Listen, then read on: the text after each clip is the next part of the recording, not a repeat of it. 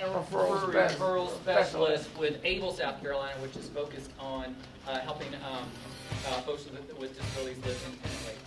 He is also with an organization called David Stable, and he is also on the leadership team of Greenville Can, and he is also on one of our committees with Greenville Can as well, and he's a good friend of mine. So I'm going to stop talking because I could water on breath, you know me.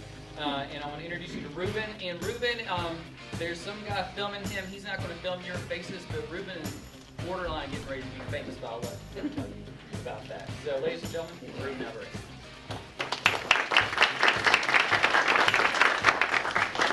Good afternoon. I'm really excited to be here.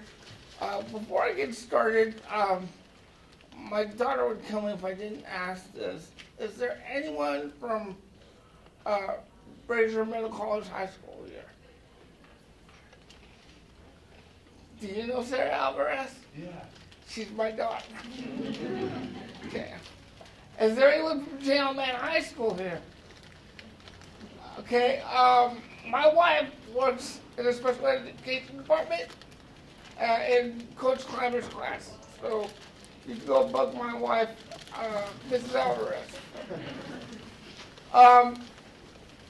As Mike was saying, I work for two organizations, but the one that really pays me a weekly check is ABLE of South Carolina, and I am an information and referral specialist, which is good that I'm here today because I'm going to give you some information, and I'm going to refer to myself when I do it because that's my specialty.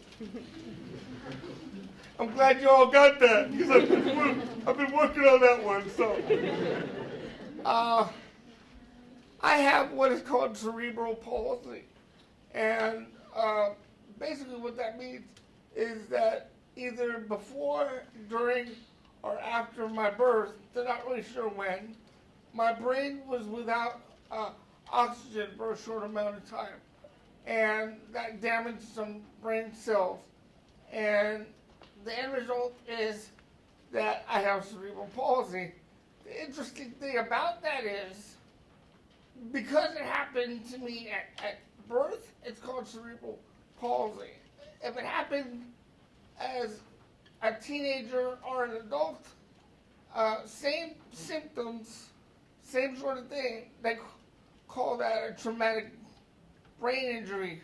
Don't ask me why there's a difference, there just is. And that's one of the things that is really hard to communicate to able-bodied people because terminologies and whatnot are always changing, you see. And so it's hard to keep up with what is out there and what's the best way to communicate with a person with a disability. And what I've discovered is that the reason why these terms keep changing is because we're no longer just talking about a person's diagnosis, but I think the disabled community, and this is just my personal opinion, they're putting and attaching literal personality traits to these terminologies. So because we can't agree on everything, because everybody's personality is different, the terminologies keep changing. I'll give you some examples. In California,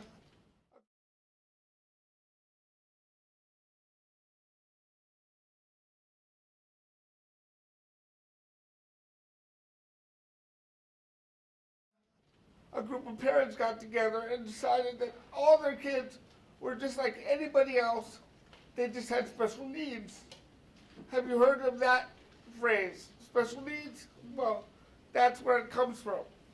And then in the 80s, there was a lady who built a new kind of wheelchair called a quickie wheelchair. Excuse me, there's something in my eye.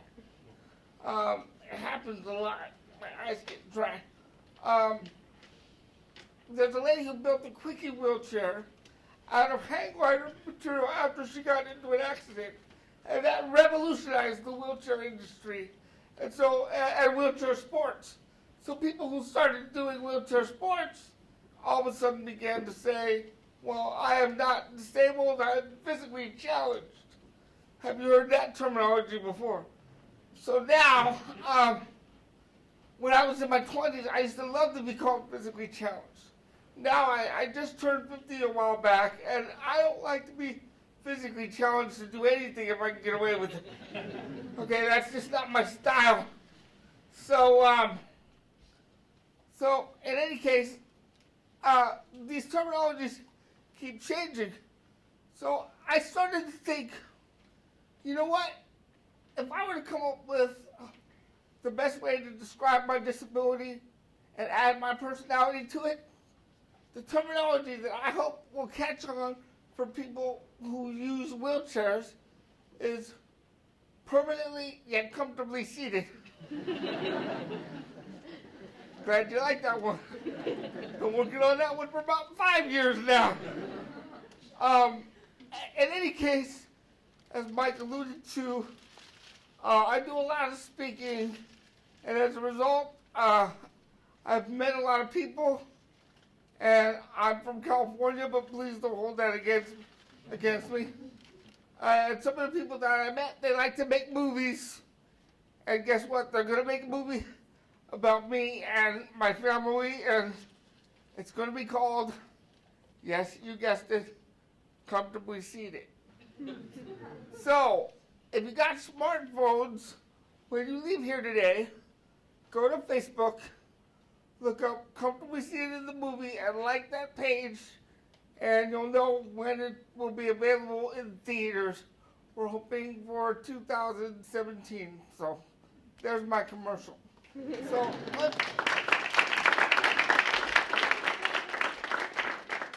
one of the things that Mike was talking about was the misconception that people have about people with disabilities, because a lot of times you just don't know what to say, you're a bit uncomfortable, and so the best advice I can give you is, number one, people with disabilities are people first.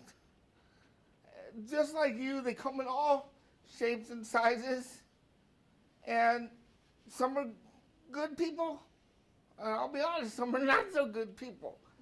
They're just people. And so you kind of got to look beyond the physical appearance. And for some people that can be really hard, but I encourage you to do so.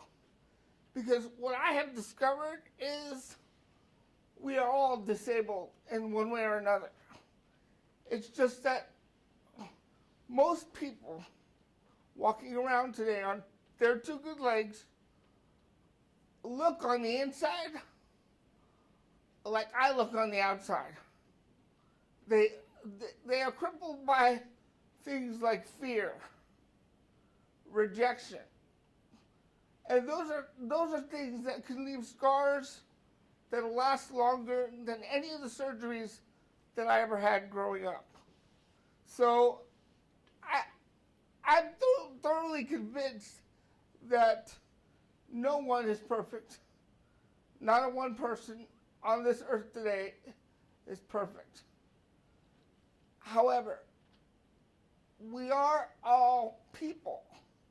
And if we start to look at us as just people and start to embrace our differences, then disabled people will be people you can embrace and not shy away from.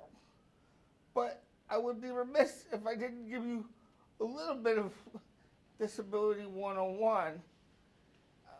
First and foremost, like I said, just treat them like people. And also, like for me, feel free to call me Comfortably Seated. That terminology doesn't work for everybody yet. I'm hoping it will, but not yet. But for me, you can call me Comfortably Seated. But in general, I would encourage you, when you come across somebody in a wheelchair, don't say, oh, this is my friend, he's in a wheelchair. Okay? Don't ignore it, but don't emphasize it. Because technically, I'm not in a wheelchair. I'm sitting on a wheelchair, but that's a little awkward too. So when you refer to that, just say, oh, this is my friend, he uses a wheelchair. The terminology handicapped, that is really, really outdated. It's still used here by a lot of people. Please don't use that terminology. A lot of people who are disabled find it offensive. And you can even still see in parking spaces where it'll say handicapped parking, which I find a little ridiculous because it's just a parking spot. The parking spot is not handicapped, okay? It's just a parking spot. But what people like me need is accessible parking. So when you see a sign that says accessible parking, that means somebody took the time to think about the words that they were trying to say. Because the parking spot, like I said, isn't disabled or handicapped. It's just a parking spot. But we need it to be a little more accessible, which leads me to my next commercial. When you're old enough to drive, those of you that are old enough to drive, those lines on the side are not an extra parking spot, okay? Just because you don't park where the logo is doesn't mean that you won't get a ticket, because people like me need those lines in order to get out of their vans. By the way, that logo, I posed for that. I'm just kidding. But when I was in high school, I told a girl on a date that once, and she believed me, so I kept it going. In fact, I have 3 daughters. My oldest daughter, in fact, all of them, I have trained them to where when we go to the mall and we are looking for a parking spot for us, an accessible parking spot, they look for the little logo. And instead of saying, there's the accessible sign, since they were real little, they'll point to it and they'll say, there's Daddy, there's Daddy. So, I mean, when you see that, you can just say, there's Ruben. There he is. But, the best thing you could do, honestly, because I have a short amount of time, is to be a friend. Be a friend. Get to know them as a person. Get to know their limitations. Once you know them as a person and you know their limitations, then you'll know the best way to help them.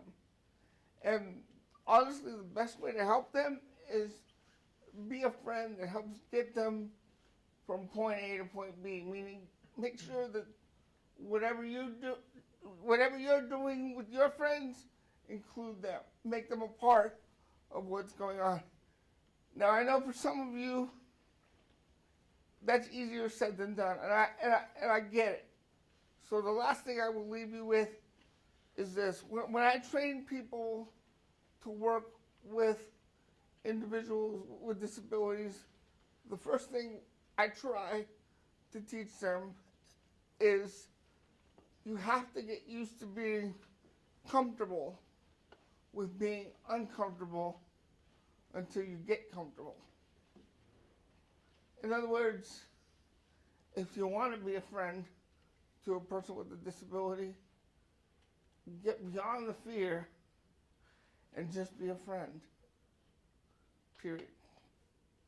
So that's all my time. No, you guys, another moment. We can take some questions. Can you address the R word? Oh yeah, I will do a Q&A. Sorry about that. But address the R word issue. R. Okay.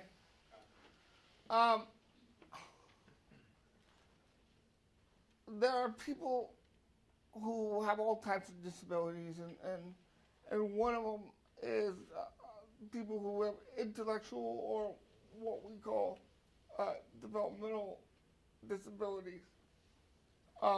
And one of the terminologies that is way outdated is retarded.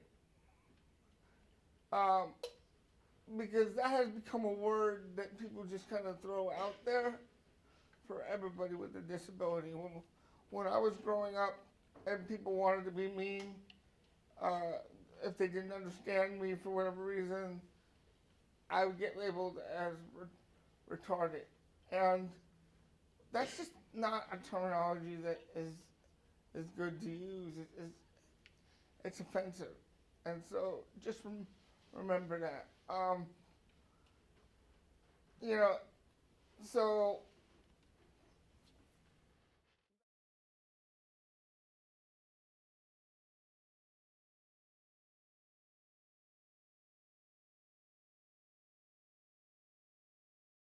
to do so. So if y'all have questions for Ruben about his life or navigating the world or challenges or opportunities or just situations you've been in, now's a really good time to. if you have at least 2 questions, I'll show you my stupid human trick. All right, we need 2 questions, people. Come on now. Is that one in the back? Your question doesn't technically count, but Okay. we'll answer it. But I'm curious, Ruben, how does the Greenville County, how do people in Greenville County treat people that are having these kinds of physical challenges? Give us a It's scorecard. being filmed, so I gotta be real careful. I'll put it to you this way. We moved here because the medical community here in Greenville County is excellent for kids with disabilities. We have facilities here that are bar none in terms of the medical community. We have the Shriners Hospital, we have the Greenville Children's Hospital, we have CDS, which is the Center for Developmental Services. Just those 3 things alone in one geographical area is a jewel to have when you're a parent. And by the way, my youngest daughter also has a disability, and she just got a power chair, and we race each other now. That's fun. So we moved here for her to get some medical treatment that she needed. That was bar none, by far the best move that we made. Having said that, one of the things that I have learned is that once you turn 18, a lot of the programs that are available to children are discontinued for a lot of adults, unless you're lucky enough early on to get what is called a waiver. And if you're like me, who's an adult who moved here, you get on the waiver list, I probably won't see that until I'm an old man, hopefully. My daughter got on real quick because the priority for them is children. But when you're an adult, you just gotta kind of muddle through. So a lot of services diminish as you become an adult. One of the first things I noticed about Greenville is, and it's to your credit, but it also creates a problem, I think. Unlike California, where they build and they cut down the trees and then they replant a couple of trees where they cut down a bunch of them, you guys have a tendency to build around your wildlife, which is really cool. I remember driving into Greenville for the first time when we moved here, and my kids were younger, and they looked at all the trees, because honestly, you don't see that many trees in California. And they said, "Are we moving into the woods?" And I said, "No, this is Greenville." But one of the things that I've also noticed in regards to that is you need more sidewalks. There's a lot of places I can't go because it would put me in the middle of the street, and that's dangerous. So you need more sidewalks. Transportation, housing, all of that is a big issue. And that is one of the things that I can tell you that's a plus for Greenville is instead of just kind of sitting around and saying, well, that's just the way it is, a bunch of advocates got together and said, let's change this. Let's figure out what's working and celebrate it.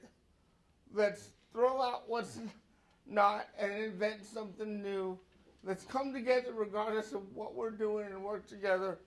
And that was really what got the ball rolling for Greenville Camp. And so our mission pretty much is not just to give information, but also to make some systemic changes to Greenville so that this place can really be a place that the country can look at and say, that's how you treat disabled people. But it starts with you guys, really. It starts with your generation, making those changes with your language and how you treat people. Ruben, what's your crazy trick? All right. It better be good. You built it up. Yes, it You is. didn't even get your 2 questions because, you know. All right. Well, I can't let them leave without saying it. So, All right. but here's my disclaimer: do not try this at home. All right. See, this is a real finger.